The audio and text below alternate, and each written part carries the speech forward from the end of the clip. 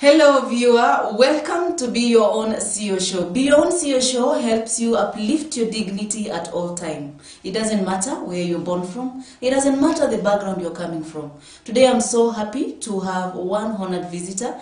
I would love to give him a chance so he tell us where he's working. My name is Priska Achuki and welcome to Be Your Own C.E.O. Show. Welcome, sir. Thanks a lot. Please tell our viewer your name and what you do. Yeah, my name is Nelson Ofunja. I'm a Reverend, Yes. a pastor a church, Saints Covenant Church in Huruma. Yes. And I'm also work as an employee of Absa Bank, Kenya. You work as who, sir? I'm a portfolio manager, credit risk. Amazing. Wow. Welcome to the show today. Thanks. Now, I would kindly request that if you can please tell our viewer, some of them, they are low in the spirit and they feel like for me to be where I am or for me to be like he is, I need to come from a special background. I don't think for you to make it in life that you need to come from a special background. Yeah. And I think one important thing for the viewer to understand that no one came in this world as a special person. Yes. We are all born naked. Yeah. And we all came in the same way, Yes. born by mothers. Yes. And God has a purpose for each and every one. Amazing. And therefore, when you learn in this world, Yes. we all learn on the same footing. Yes. There's no one who has a better position. Yes. So opportunities are open to everyone, the same way. To everyone. Thank you, sir. And then why did you choose to work at the bank and not any other industry? Yeah, first I want to say that actually after high school, Yes. that I was waiting to be called to the university, to join university. And I came and was living in Nairobi with a relative, and I just started applying for employment, because at that time you'd wait for some time before you get invited to the university.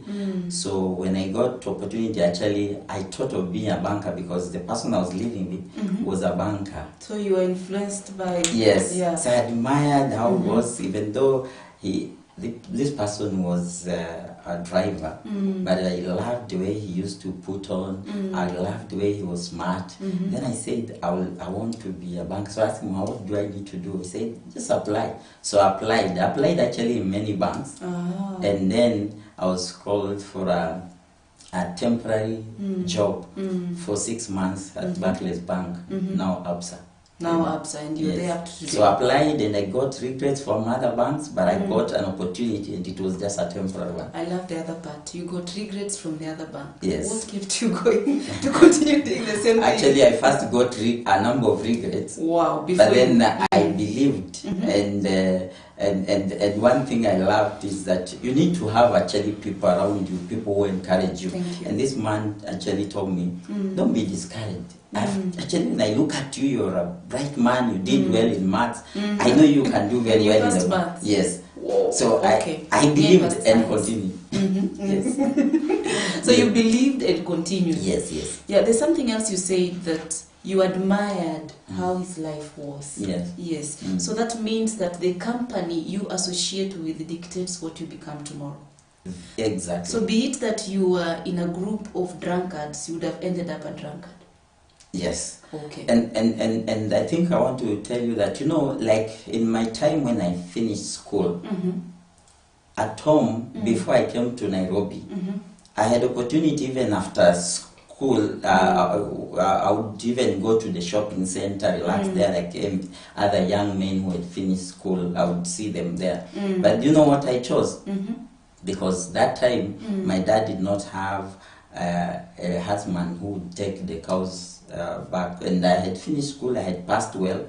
You know what I would do? Every day I would first go to the shamba, and then take the cows and take them for grazing the whole day, and come. I would just ask mom, please give me some some milk. Yeah. You know, The ones that are put yes, in yes, calabash. the calabash. Yes. That one. Yes. So the sour milk. Yes. So I would carry that. It's that good would to be grow my from the village, man. yes, Yeah, yes. yes. So I choose to do that, humble myself, and I Wow. I believed that God is going to open for me a way. And I used to believe from the beginning that because my parents have educated me, I believe that I would be somebody in life. Yeah.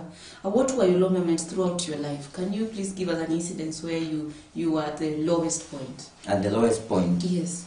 I think if I reflect in my life, yes. in terms of a low moment that I've experienced in my life, actually, it's after getting married. Okay. After getting married, because my life seemed to be, as much as there are many challenges, but after getting married, we stayed with my wife for 12 years before getting a child. 12 years? Yes. You don't look that old, come on. I'm old. Okay, fine. 12 years. Yes. Actually 11. So in the 12th year, the Lord blessed us. Wow. Yes. How are you looking at her and how was she looking at you?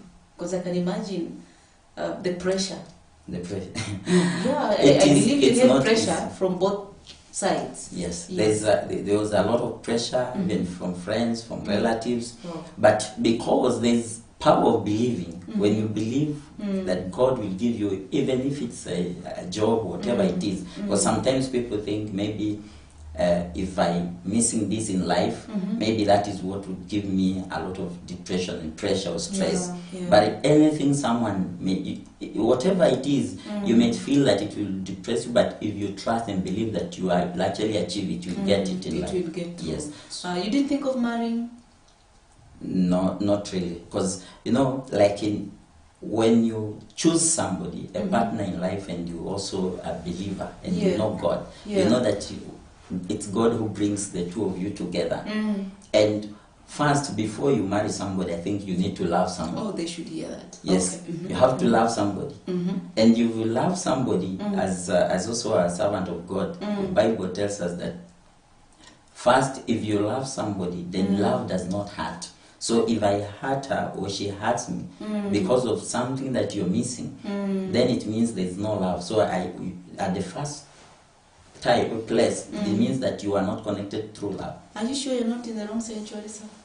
It's the right sanctuary and the right generation. So fine. Now you kept on going, yes. And until the 12th year. Yeah. That is not just easy number to get along. Yeah. It's a big number. Yeah. Anyway, now what is the motivation, or rather something that you learned out of that experience that can help another woman out there or another man out there that feels that this woman is a disgrace? As I said, I think first when you get married to somebody, and marriage actually, it's the two of you to work it out. Yes. Yes. You may think better women and better men are out there, but let me tell you, there's no better woman or man out there. The person you're married to is the best person because you love them in the first place. And I want to tell whoever is listening that it doesn't matter what the challenges you're going through. Yes. If you believe in God and you know the God who created you, there's no mountain you cannot overcome as long as you're together. One thing that people fail to understand, that if you come together as two, you actually become one. Okay. And if you agree on something and decide that this is what you want to achieve, you will actually achieve it. Okay. And you need to be an encourager to your partner and actually support them in whatever challenges you're going through, whether it's luck or something that you're missing. You need to encourage one another for you to be able to overcome that mountain. Wow. Maybe before we end this, maybe to take you back there, where now you've been influenced by the environment, and you've applied, and a lot of regrets. Now you learned the job. I know you didn't land to a lucrative position. You started somewhere. Yes. So how did you rise? Yeah. Actually, one thing that I learned in all the positions I've been through is first that wherever position, whatever role you're in, it's important for you to do your best. You can say that again. Okay. You need to do your best. And one thing that drives me is achievement. I'm fascinated with achievement. Wow.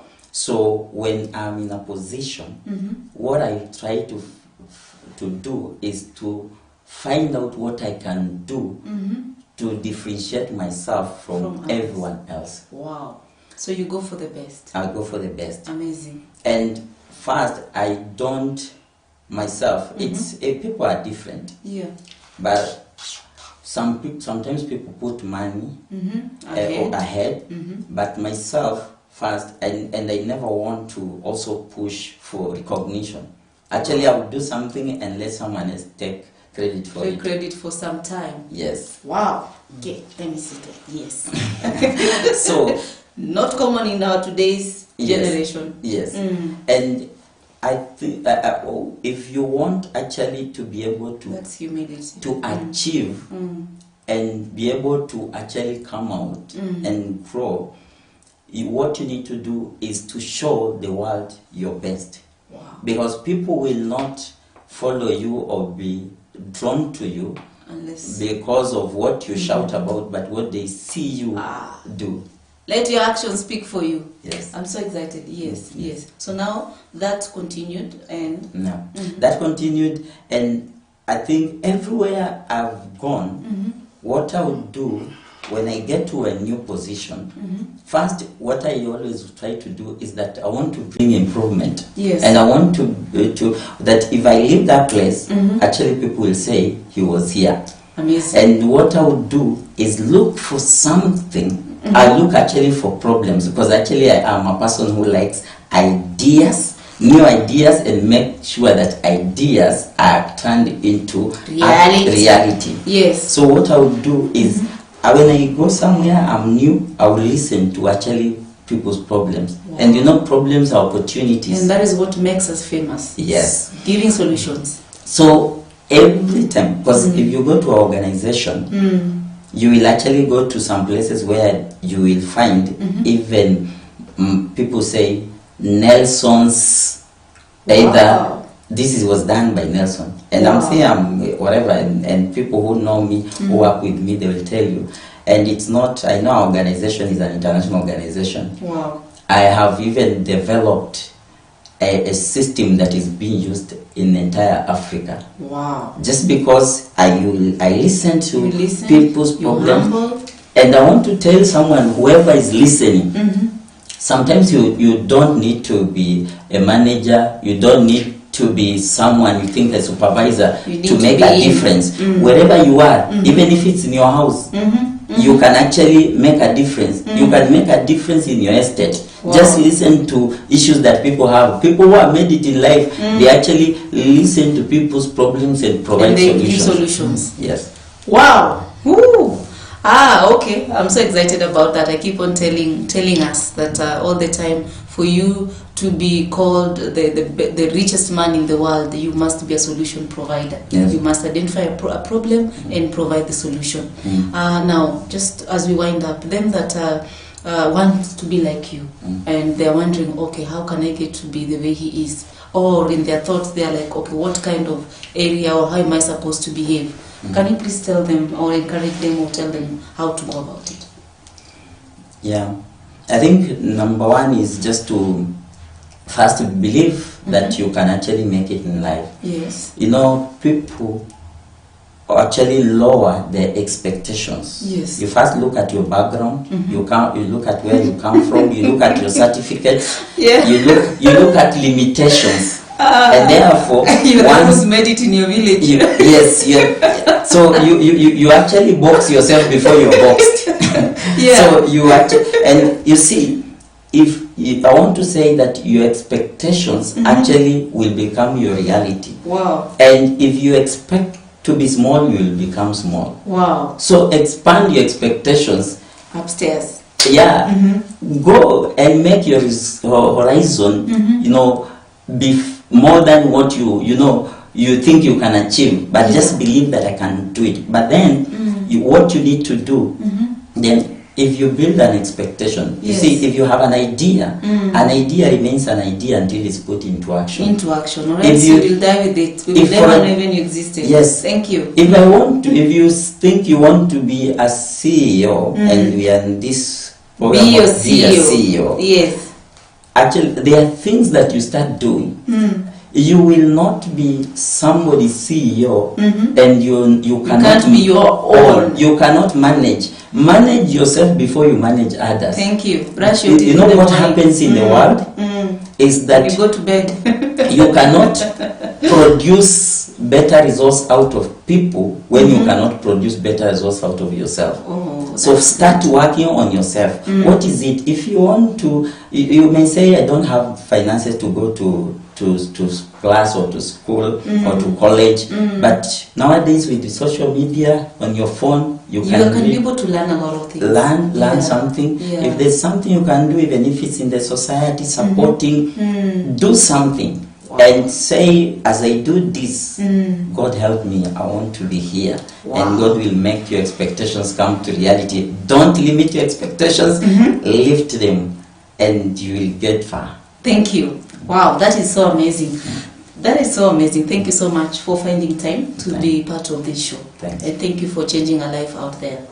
Thank you so much for joining Be Your Own CEO Show. You've heard it from the horse's mouth. Remember, don't limit your expectations. Aim higher, and there's nothing that you cannot attain. As long as in your mind, the fire you can see in your mind, you can always possess it. Thank you so much for joining Be Your Own CEO Show. My name is Priska Achuki.